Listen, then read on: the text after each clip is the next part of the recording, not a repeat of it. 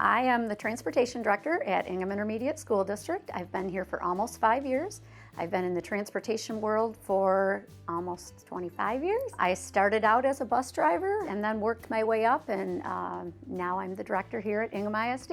Since I've kind of moved up along the way, it was good that I kind of went through the ranks of a bus driver first, because I need to understand what they do and how they do it, and I get that. So it makes my position actually easier, and it makes me be able to do things better for them because I've been there. Well, I'm part of the People Accounting Office, and that's Leah Cameron. She's a People Accounting Specialist, and myself. The state has 2 count dates, and everybody's heard of count day. And, all the kids have to go to school on count day because there are certain requirements that have to be met according to the state of Michigan. Anybody in our service area has to report pupil membership.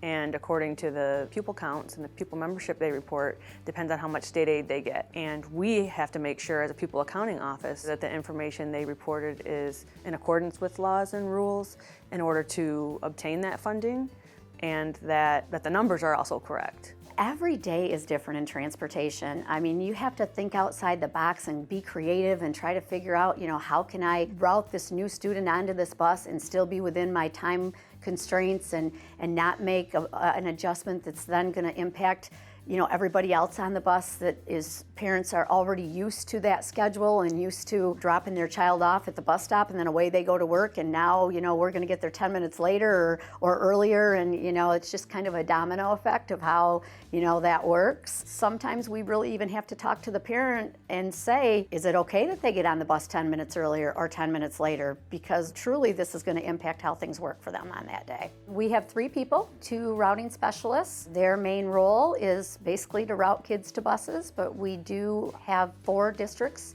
that are in this consortium with us, and they all have different policies, all have different protocols, and in determining when a child is eligible for the bus or not eligible for the bus. We have a lot of interaction with the pupil accounting department because oftentimes we have questions about a specific student and which school they're residing at. There are so many areas and so many requirements and so many laws and rules, from nutrition to transportation to pupil accounting, that a lot of times these overlap, and especially as it pertains to special education. One thing I don't like to hear is, that's not my job, because I think in a way, everything, when you're in education, everything is your job, or finding out that information to be able to pass it along with your districts. I get referrals from counselors or principals, and a lot of times these are facilitated through the attendance secretaries, and I receive the attendance referrals.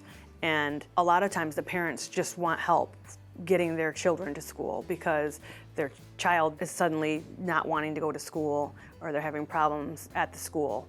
And what I always encourage those personnel to do is to just refer the parent to me directly, because I will explain that court services and intervention services and the programs that they have at the Ingham Circuit Court are not punitive. They aim to help and assist these families who may face economic barriers, unemployment, homelessness. I've never seen the judge be punitive to these families. He really encourages the students to find out what it is they want to do and use that as a target and use that to help them get on track to being in school. It's all about giving them the education that they need and deserve that fits that individual child. The safety aspect of being a school bus driver and the responsibility that goes with that.